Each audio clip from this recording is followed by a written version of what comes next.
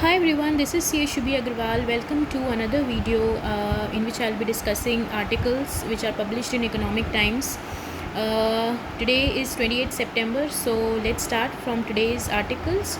So the first article which I came across was now Tesla rival VinFast looks to make in India. So Vietnamese electric vehicle maker VinFast Auto, a deemed Tesla rival, that emerged as the world's third most valuable car maker last month, is mulling setting up a manufacturing unit in India. Multiple people aware of the development told Economic Times. The plant is likely to come up in either Tamil Nadu or Gujarat, they said. The talks are in the preliminary stages, but VinFast is very keen on setting up in India, one of the sources told Economic Times. However, there is a clarity yet on whether VinFast is looking at exports or the new production unit would only serve the Indian market. Another person in the know said that the company held talks with the several state governments before narrowing down on Tamil Nadu and Gujarat as potential regions to set up their facility. So this was first article. Second I found was that festive wave may lift up IIP growth in coming months. So the India's industrial economy is expected to receive a festive bump, growing around 6% year on year in the last couple of months, with improvement in monsoon rains, softening inflations, and election-related rise in spending adding to the festive sentiment. Industrial growth hit a 3-month high of 5.7% in July from 3.8% in June. The election push may continue till May next year, with 5 state elections at the end of the year to be followed by general elections. Inventory build-up of the consumer durables, which have a 12.8% share in the index of industrial production ahead of the festive season, is expected to keep up IIP high for the coming month. IIP is industrial production, index of industrial production. Next is Desi snack packs, $1 billion bite for Haldiram. So Haldiram is a very popular snack.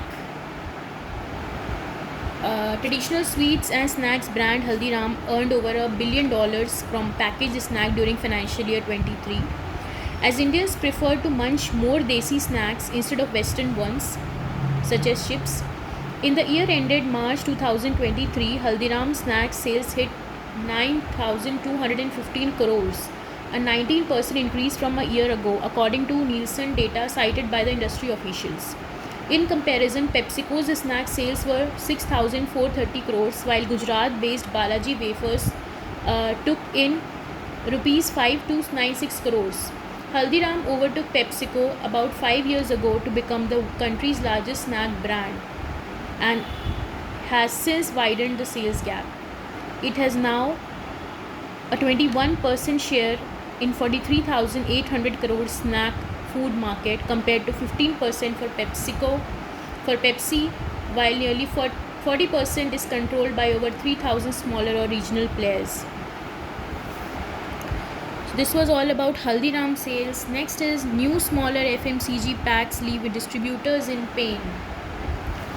So, indiscriminate small pack launches by FMCG distributor companies to push demand have distributors in a tizzy as they struggle for the shelf space to manage the inventory, prompting them to reach out to the government to restrict the number of pack sizes to 4. Packaged products companies have hit back, saying that it is not feasible as consumer and channel requirements are differentiated. New smaller packs are placing extra burden on the retailers as they have to keep on adding the new packs, leading to inventory management challenges and impacting distribution efficiency. This was told by Dhairasil Patel, National President of All India Consumer Product Distributors Federation, AICPDF. Okay. Next is Hindi Chini Ai India Apple crop sparks a social media battle.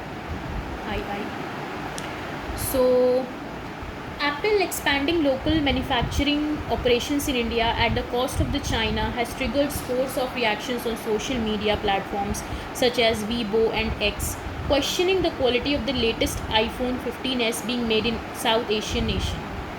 Indian users and industry executives have, however, been quick to rebuff the comments, pointing to how the locally made devices were as good as any manufactured elsewhere.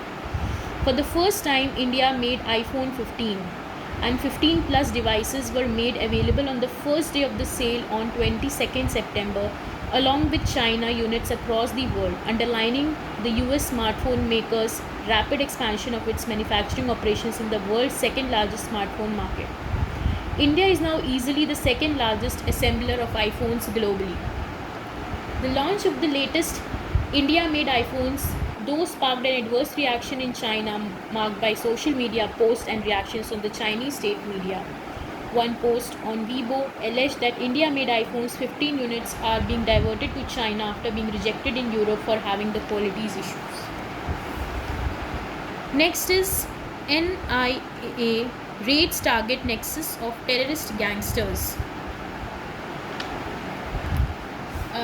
It's a major crackdown on criminal gangs operating from Canada.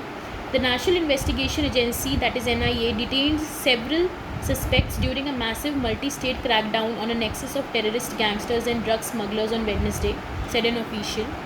An NIA said that the raids were related to cases against the associates of Arsh Dalal, a listed terrorist, and many dreaded gangsters. Raids were carried out in 53 locations in Punjab, Haryana, Rajasthan, Uttarakhand, Uttar Pradesh and Union Territories of Delhi and Chandigarh, the spokesman said, adding that the respective state police provided the necessary support. Pistols, ammunition, a large number of digital devices and incriminating material was seized during the raids aimed at dismantling the terror gangsters smugglers nexus, the spokesperson said.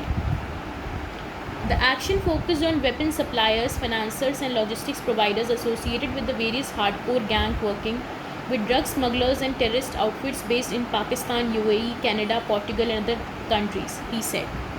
Among other places, raids were conducted in Amritsar, Moga, Fazilka, Ludhiana, Mohali, Fadikot, Benalla, Bhatinda, Firozpur, Saz, Naga and Jalandhar district of Punjab, Rohtak, Sirsa, Fatehbad and Faridabad districts of Haryana, Sri Ganganagar, Jhunjhunu, Hanumangarh and Jodhpur districts of Rajasthan, Gorakhpur in Uttar Pradesh, and Dehradun and Udham Singh Nagar districts of Uttarakhand. Okay. CBI team reaches Imphal, several students injured during the protest.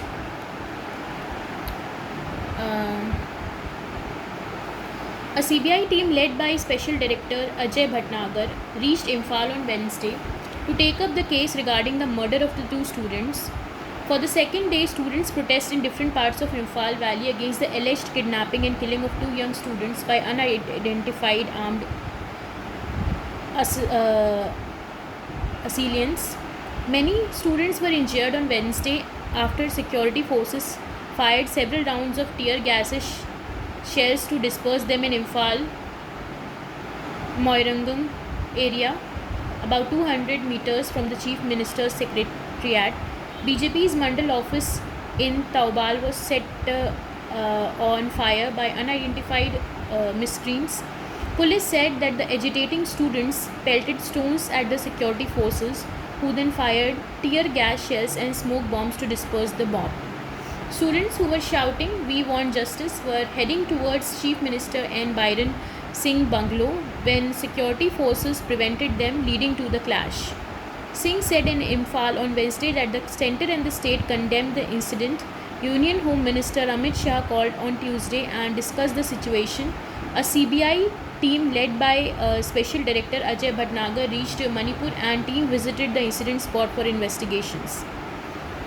Perpetrator won't be spared. So this was all about this incident.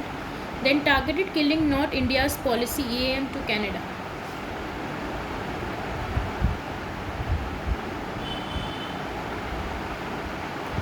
India has told Canada that targeted killing is not the policy of Indian government and that Ottawa should share with the New Delhi if it had something specific and relevant, according to the Foreign Minister S. Jaishankar. He was speaking at a session at the Council on Foreign Relations, New York. We told the Canadians that this is not the government of India policy. If you have something specific and if you have something relevant, let us know. We are open to looking at it. The picture is not complete without the context in a way, the minister said. Referring to the growing nexus between the terrorist and the organized crime on Canada's soil, Jaishankar said, "You also have to appreciate that in the last few years, Canada actually has seen a lot of organized crimes relating to the secessionist forces or organized crime, violence and extremism. They are all very, very deeply mixed up. So in fact, we have been talking about the specifics and information. We have given them a lot of information about organized crime and leadership which operates out of Canada. There are large number of extradition requests. There are terrorist leaders who have been identified. Our concern is that it's really been very permissive because of the political reason."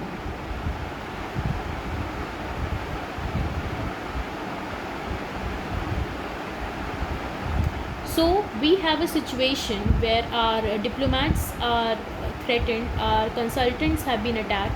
A lot of this is often justified as saying that's how democrats work. If somebody gives something specific, it doesn't have to be restricted to Canada. But if there's any incident which is an issue, somebody gives me something specific as a government, I would look at it. So this was all about it. TRAI proposes tweaks to check SIM swap frauds. So what is in this news?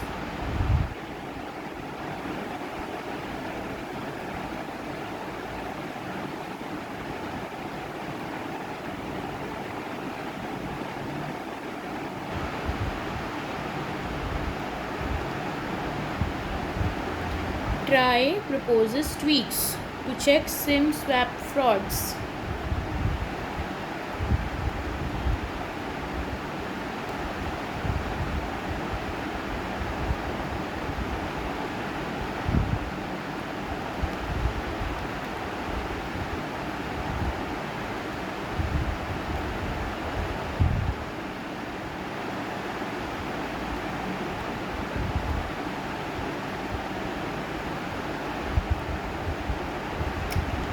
So, the telecom regulator has suggested changes to the mobile number portability (MNP) rules as it looks to include safeguards against SIM swap frauds.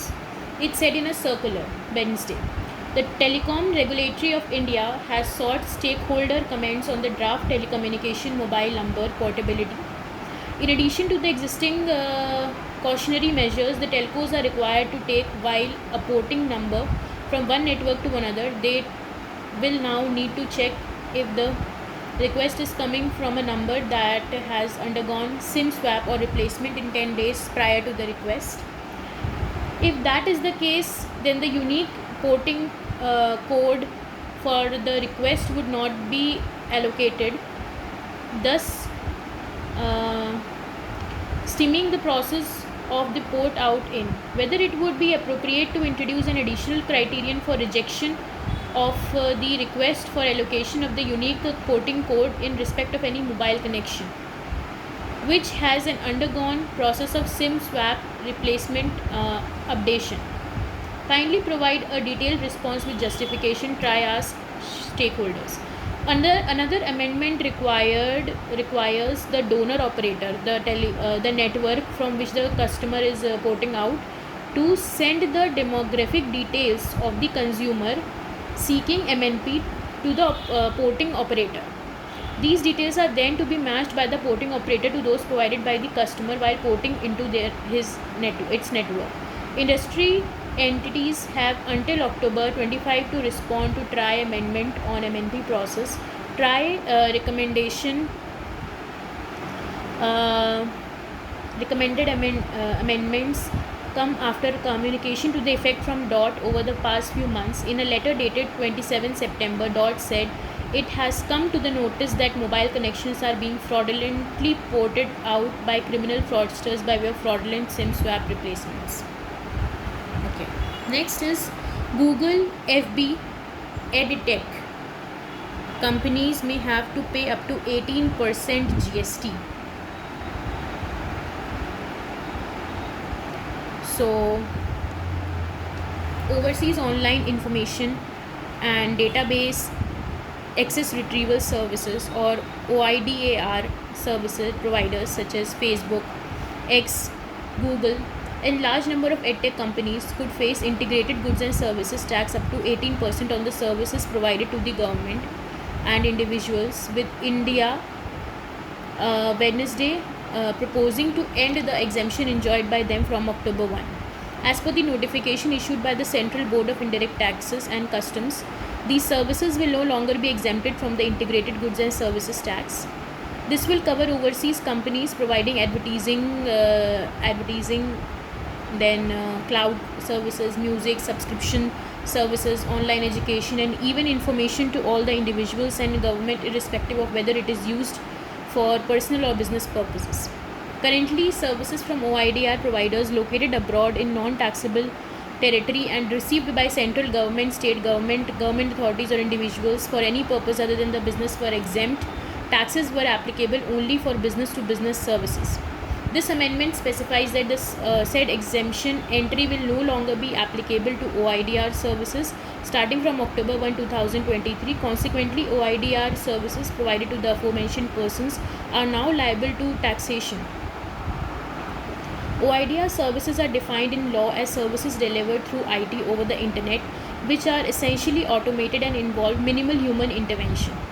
These services include advertising on the internet, cloud services, sale of ebooks, movies, music, softwares, supply of digital content, data storage, and online gaming. In Finance Act 2023, the Centre has widened the tax scope of OIDR services and changed the definition of OIDR services, dropping the reference to involving minimal human intervention in service delivery. The Finance Bill also changed the definition of non-taxable online recipient, bringing even non-registered recipients in the Section 16 of IGST Act, putting the onus on the service providers to collect tax.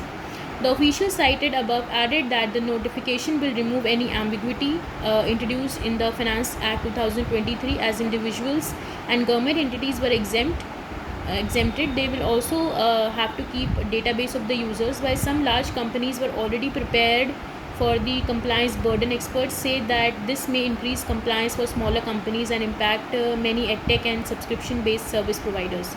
Due to the removal of the term involving minimal human intervention, even services which may have human intervention may get covered when provided by an overseas platform. Next is Digital India Bill set to add myriad offences laws under the user views.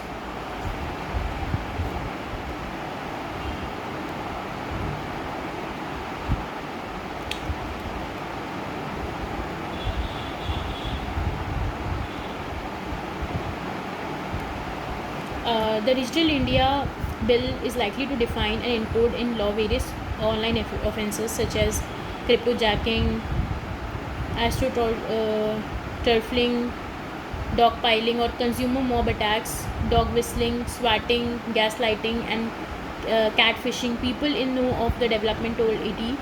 These offences are likely to be included under the broad category of user harm, and it may also define the penal provisions associated with them. The bill currently is in the final stages of being drafted is also likely to move the establishment of the Digital India Authority and the National Data Management Office under the Ministry of Electronics and Information Technology, the people cited. The new bill will replace the 23-year-old Information Technology Bill 2000. In the new bill, the IT Ministry is also likely to define the contours of misinformation and the various ways it is propagated. The publication and the transmission of the realistic but fake information in digital form created using a digital system may also be barred under the new act. ET reported on Tuesday that the draft of the Digital India Bill is ready and will be released for the consultation soon. A top official had said that the bill is likely to be tabled in Parliament during the later part of winter session. The exemptions given to the social media and other intermediaries under Section 79 of the Act may also be done away with. The government may instead, on the basis of the size, nature, and importance of an intermediary, impose additional safety requirements and exemptions from the third party content that might be able to avail, one of the persons said. Intermediaries said, however, be eligible to claim exemption from liability for any information made available on the digital system. The eligibility for such exemption shall be decided by the central government on the host of factors such as the role of intermediary in the transmission and whether the company had in good faith taken actions to enforce the terms of the user agreement or to restrict the access or availability of illegal content on this platform. Additionally, the bill may empower internet and social media intermediaries to bar certain people or organizations from the platform if they try to repeatedly violate the terms of the user agreement to the platform or laws under the Digital India. Similar to the grievance redressal system put in place for social media complaints, the new bill may also put in place a mechanism to help users appeal against the decisions taken by the internet intermediaries.